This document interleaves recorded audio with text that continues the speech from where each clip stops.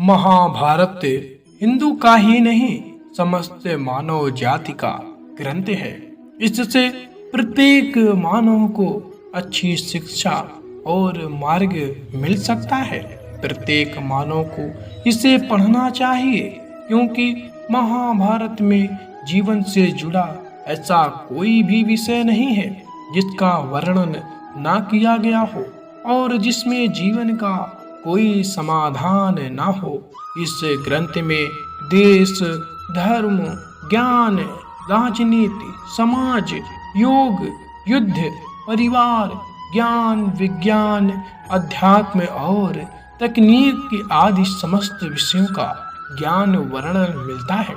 आज की इस वीडियो में हम महाभारत का ऐसा प्रसंग के बारे में बताएंगे जिससे आज का मानव बहुत कुछ सीख सकता है।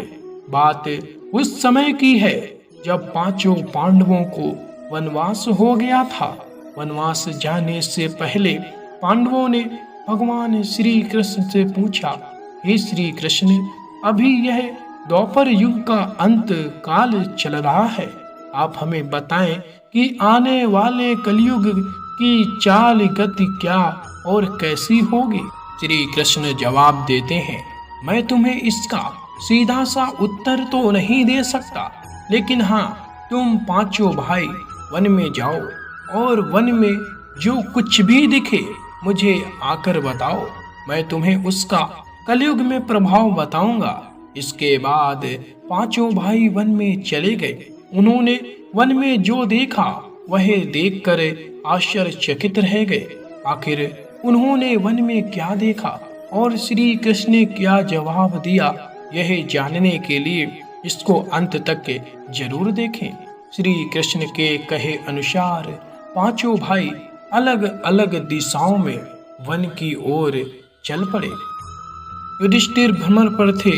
उन्होंने एक जगह पर देखा कि एक हाथी के 2 सूंड थे।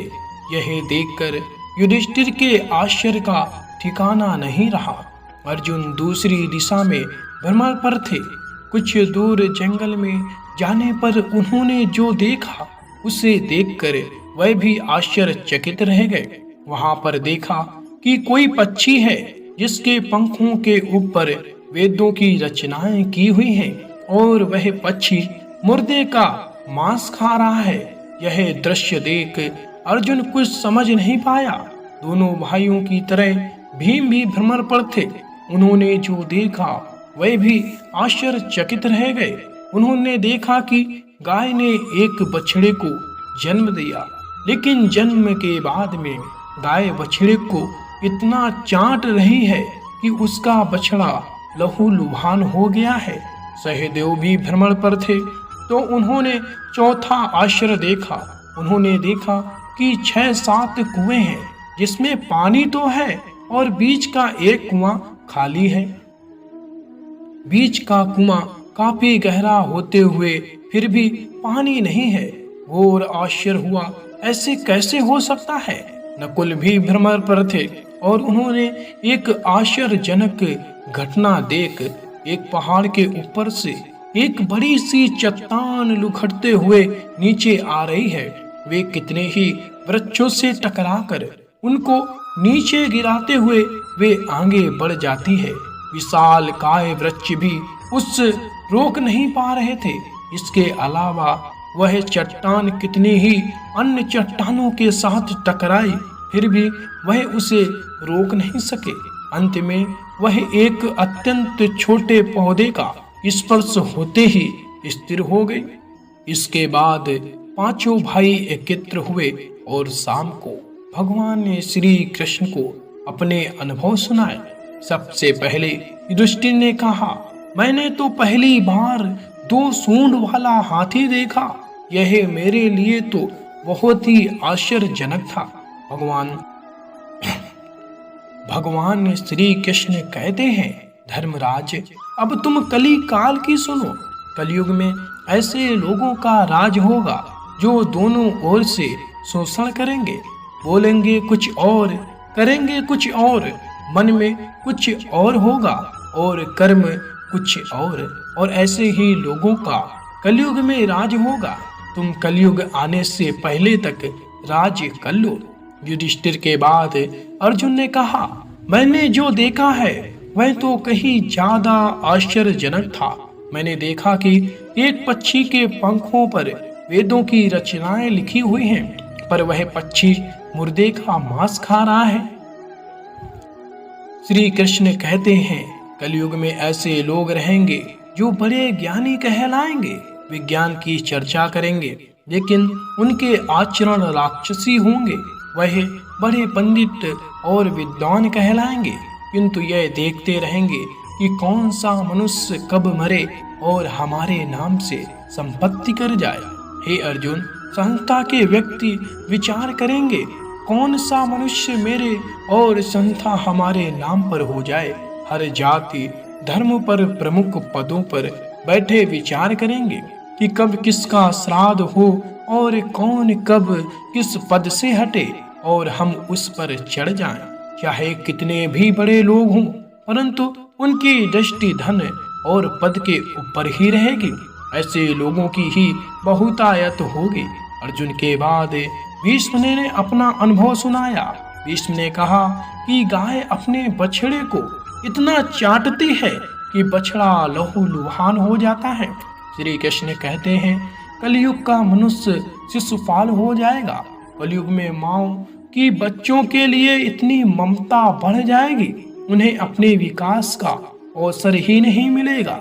मोह माया में ही घर बर्बाद हो जाएगा। किसी का बेटा घर छोड़कर बनेगा साधु तो हजारों व्यक्ति दर्शन करेंगे।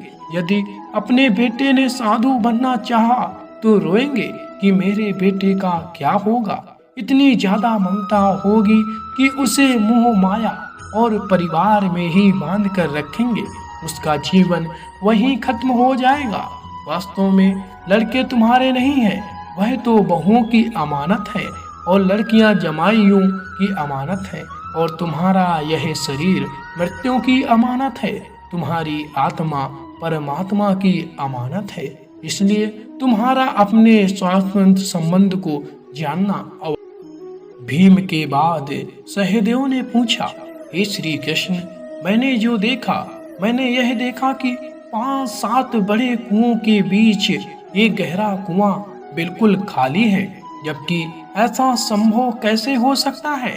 भगवान श्री कृष्ण ने जवाब में कहा, कलयुग में लड़की के विवाह में, मकान के उत्सव में, छोटे बड़े उत्सवों में तो लाखों रुपए खर्च, परंतु पड़ोस में ही यदि कोई भूखा प्यासा मर रहा होगा तो यह नहीं देखेंगे कि उसका पेट भरा है या नहीं। उनका अपना ही सगा भूख से मर जाएगा, उसे देखते रहेंगे और उसकी मौज, मदिरा, मांस भक्षक, सुंदरता और जश्न में पैसे उड़ाएंगे, किंतु किसी के 2 आंसू पोंछने में उनकी रुचि ना होगी। कहने का तात्पर्य यह है कि कलयुग में अन्न के भंडार होंगे, लेकिन लोग भूख से मरेंगे। सामने बंगले में ऐसो आराम चल रहे होंगे, लेकिन पास की झोपड़ी में आदमी भूख से मर जाएगा। एक ही जगह पर असमानता अपने चरम पर होगी। सहदेव के बाद नकुल ने श्री कृष्ण को बताया कि मैंने भी एक आश्चर्य देखा कि एक बड़ी सी चट्टान पहाड़ से लुढ़कती, वृक्षों के तने और चट्टाने भी उसे न रोक पाए, किंतु एक छोटे से पौधे के स्पर्श से ही वह बड़ी चट्टान रुक गई। समझ नहीं पाया कैसे। श्री कृष्ण ने कहा, कलयुग में मानव का मन नीचे गिरेगा, उसका जीवन पतित होगा। यह पतित जीवन धन की शिलाओं से नहीं रुकेगा, ना ही सत्ता के वृक्षों से रुकेगा, किंतु हरि नाम के एक छोटे से पौधे से, हरि कीर्तन से मनुष्य जीवन रूपी पौधे का पतन होना रुक जाएगा। इसलिए भक्तों, हरि भजन कलयुग में मोक्ष पाने का एक मात्र उपाय है।